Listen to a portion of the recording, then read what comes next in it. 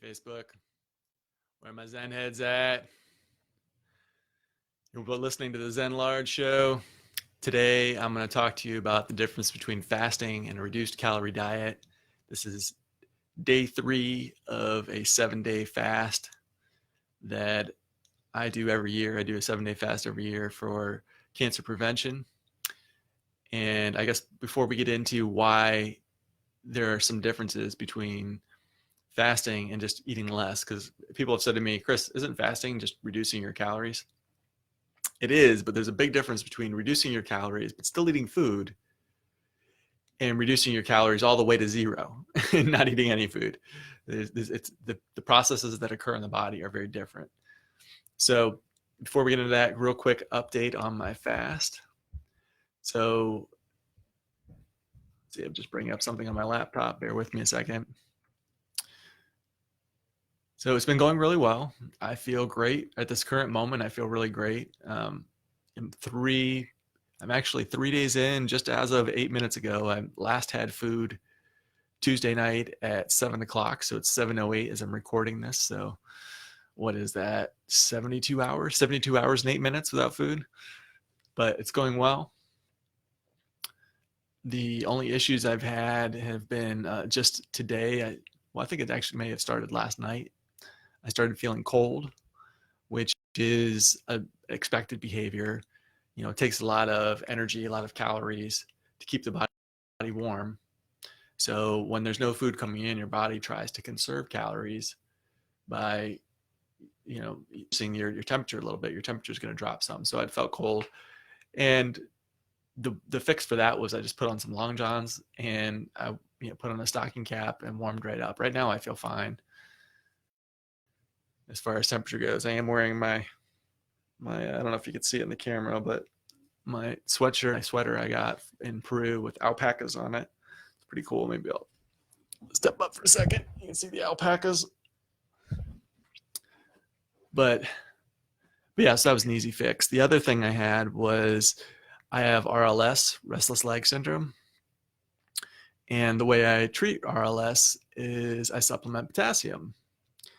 And part of the regimen for fasting is you still want to supplement electrolytes, and those electrolytes just happen to be sodium and potassium. So I just continued supplementing potassium while I was fasting, just how I normally do during every day of the year, right, to treat my RLS.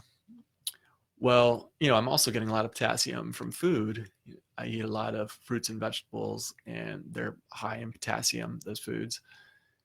So I'm not eating that. And what happened is, the amount of potassium coming in was reduced because I'm still getting the supplement of potassium, but not getting the potassium from food. So to counteract that, I've just upped the amount of potassium I'm supplementing.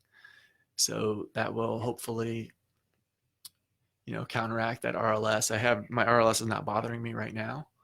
So that's good. So I basically increased my potassium from about the equivalent of eating 4 bananas a day, the amount of potassium I was supplementing, to now I went up to 6.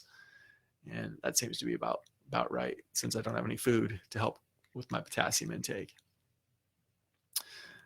So another issue that can come up when you're fasting is getting tired. You have periods of high energy and periods of low energy. I was fine through the first 2 days, felt just like normal, high energy the whole time, my normal energetic self. Today I did have some periods of low energy when I went and walked the dogs. I was going pretty slow. It was a pretty leisurely walking the dogs today. But that sluggishness, it's just physical. I don't have any mental sluggishness. My mental clarity is very sharp, very focused. And in fact, a lot of people say when they fast, that's one of the benefits is they have tremendous mental clarity. And I think the reason that probably is because they're cutting out all the junk that they're eating. They're not eating anything, so all that junk is gone. Well, I eat a pretty clean diet anyways. I follow a version of the paleo diet called primal. So I'm guessing because I eat a primal diet, my diet, I'm pretty clear and focused all the time. So for me, this is normal. For them, they're like, oh my God, fasting is amazing for mental clarity. It's like, no, not really. It's just you're eating a bunch of shit. Stop eating shit, and that will be your normal state. You're just now getting back to a normal state. Fasting isn't taking you to a higher state. It's just taking you to what your normal state should be when you're not poisoning yourself with crap food. So yeah, but that's, not a big deal. The highs and lows and the energy. My day job, I work behind a computer. I'm on the phone. I'm an IT director, so I'm on the phone most of the day or answering emails. That's pretty much what my day looks like. So it doesn't require a lot of physical energy to do that. And no hunger at all today. I guess the first day I had a little bit of hunger pains, and nothing terrible. Calling it pain is probably stretching it. A little more like a little discomfort here and there of that first day, and very brief moments. And since then, after that first day, nothing, no hunger pains at all, which, I've come to expect it because this has been the case for the last several times I've fasted. I don't get hungry. Even like 7 days in, I'm not getting hungry. But it always still kind of blows my mind. I'm like, it's crazy that, you don't get hungry. And the big thing is, I tell people I'm not really going without. When you're fasting, you go into fat burning mode. And, you can get fuel from the food that's stored in your refrigerator, or you can get fuel from the food that's stored in the fat cells in your body. And, when you're eating a high carb diet, when you're not fat adapted, you miss a meal and you're ravenous because your body isn't burning fat. It's burning blood sugar. It's burning glucose from the food you consume. And so you're ravenous. So then you're going without. But when you're fat adapted from eating a low carb diet or from fasting, your body isn't really going without. It's burning the fat that's on you. So you have stored food right on your body in your fat cells. So you're not going without. So you don't get hungry. It's kind of crazy. And that's one of the things why people don't understand how you can do it. They're like, I just don't know how you can do it. I can never do it. I'm like, you could, but you're carb addicted. So it's probably going to be hard for you in the beginning. Most people that are carb addicted that fast, it takes them about 3 days before they break their carb addiction and they start burning fat. And so the first 3 days suck. But then after that, they're like, oh my God, my hunger just went away and I felt fine. So, but because I don't eat a real high carb diet, and I'm fat adapted from, eating a relatively low carb diet and from doing intermittent fasting, which I talked about a few episodes ago, where I do a daily 20-hour fast and eat all my food in a 4-hour fast. I'm sorry, in a 4-hour window, I eat my food and then fast for 20 hours every day. My body's used to burning fat for fuel. So I've had next to no hunger at all in this fast, and no hunger after the first day. Which, kind of leads into what I wanted to talk about today, which was the difference between fasting, eating no food, and eating a little bit of food, like reducing your food. Most diets have you just reduce food, right? That's calories in, calories out. It's all about having your calories in less than your calories out, and that's how you lose weight. That works to an extent, but it's not 100%. So there are people that go on, these reduced calorie diets and don't lose weight. And one of the reasons is that it's really all about the signaling that your body sends. If your hormones are messed up, if your hormones aren't sending the signal to burn fat, then you're not going to lose weight, even if you're reducing your calories. So these people have like leptin resistance, or insulin resistance is a real big one. And actually one of the ways to counteract these resistances to balance back out your insulin resistance is to fast, actually. So coincidentally, but there's more to it than that. So I would say the hunger thing, when you do a reduced calorie diet, you're hungry as hell. So that's one of the differences. People get hungry as hell, and that's like, and they hate it, and they end up basically at some point their willpower breaks and they're not able to keep doing it anymore. I'm not saying that fasting doesn't require a lot of willpower. It does. But it's not so much a physical thing. Like physically, I'm not hungry. So it's not like I'm ravenous, and that's what I'm fighting, right? And then screw it, I can't take it anymore. I got to go eat. No, for me, the willpower part of it is the mental side, where you know mentally I feel like I need to have food, because my body is used to eating food, 51 weeks out of the year. And so mentally, there's this part in the back of my mind that's like, man, some food would be great right now. But physically, I don't feel like I need it at all. I feel great.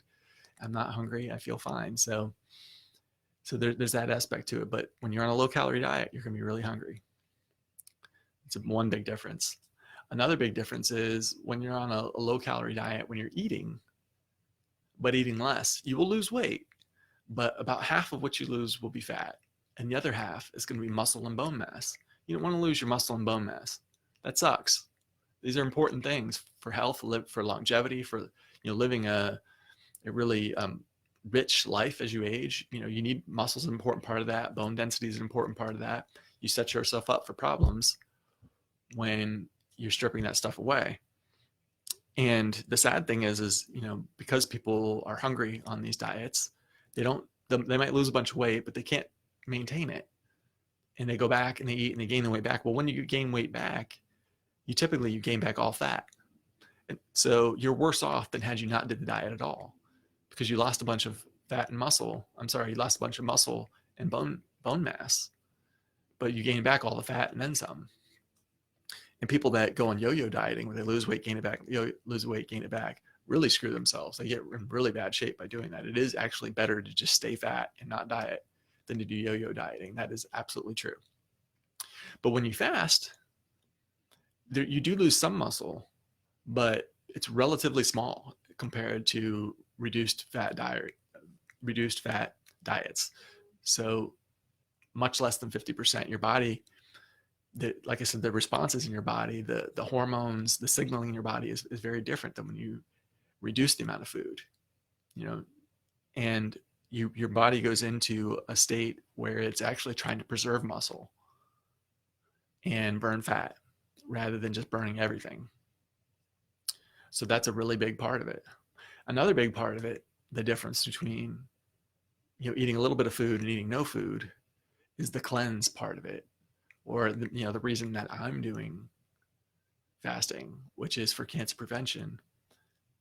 When you eat food, it completely messes up the cleanse portion of the fasting. So the cleanse, if you remember, this comes from autophagy. Autophagy is the process naturally has to clean up sick cells, weak cells, dying cells, garbage that's laying around. It will consume them when there's not food to consume, when there's not food to rely on for energy, to burn for energy. It will consume this, these weak cells, this trash that's lying around inside your body as fuel. It will get rid of that, and it's way better than any like juice cleanse do, or any of these like products you buy for cleansing. No, you want a good cleanse, fast. That is the best cleanse you can possibly do. But when you eat, it causes your body to not go into autophagy. It turns off that process, so you don't get the cleanse at all. And my understanding is it doesn't take a whole lot of food to interfere with that. Some people say even as much as just like having your black coffee while you're fasting can interfere with the autophagy. So I imagine you're still probably getting some if you're reducing your calories down to just coffee, which is essentially zero. I mean, maybe there's a couple calories in there, but everyone agrees that the cleanse is not as good if you have calories. If you eat even just a little bit a day, you're going to lose weight, but it's not going to give you that cleanse. You're going to be losing muscle mass. You're going to be hungry. So it's definitely better to fast than do a reduced calorie diet. So, I talked about weight loss a couple shows ago, fasting for weight loss, and the ways to do that are intermittent fasting, or to do the snake diet, which is just a long-term fast. And you can go back and listen to that if you're more interested in weight loss. But I did want to just mention this because I've been getting questions from people that are like, well, isn't just fasting reducing what you eat? And so, which case, why can't I just reduce what I eat and get by? And or well, is it okay if I have a little snack if I get hungry, if I'm not feeling good? Can I have a little snack? And I'm like, if not, if you're not fasting, if you're having snacks, folks, fasting is no food, you know. I mean, you're going to do something if you reduce the amount of food you eat a day down to just having a snack or something. But you're definitely going to go into that reduced calorie, drop fat mode. But it's not going to be as good as if you just fast. So I wanted to make that clear, the differences, and certainly not if you're doing this for cancer prevention or for a cleanse. So to recap the cancer prevention aspect, it's not so much autophagy, it's that your cancer cells, they estimate that 60 to 90% of cancer cells are, I forget what they call it, basically metabolically challenged. They can only use glucose for fuel, which you get, when you eat carbs, it creates glucose. The glucose goes in your bloodstream and the cells can access it that way. But when you don't eat carbs, your body is forced to go into ketogenesis, and it's creating it's burning fat and creating ketones, and your body runs off of that. And they estimate that 60 to 90% of cancer cells are metabolically challenged and can only run off of glucose. And so you starve them when you go into a ketogenic state from fasting. And they say after about 4 or 5 days without any food, the cancer cells and precancer cells start dying off. So they recommend for a cancer prevention to do like a 7 to 10 day fast periodically. So again, I'm not giving you medical advice. Don't take my advice. Talk to a doctor before you do any of this stuff. Take responsibility for your own health. I'm not responsible for decisions you do listening to this video, but something to explore if you're interested in these topics. I certainly enjoy it for myself. And, that cancer is just one of those things where it can wreck you, right? It can totally wreck you. And I'm not going out like that, not if I can help it, not without a fight. So, all right. I hope you like that. Zen Large Nation. Do me a favor, give this a share, give this a like. If you're watching on YouTube, subscribe. This is the only way that I can grow the show and help as many people as I can, which is my goal. So, all right, take care.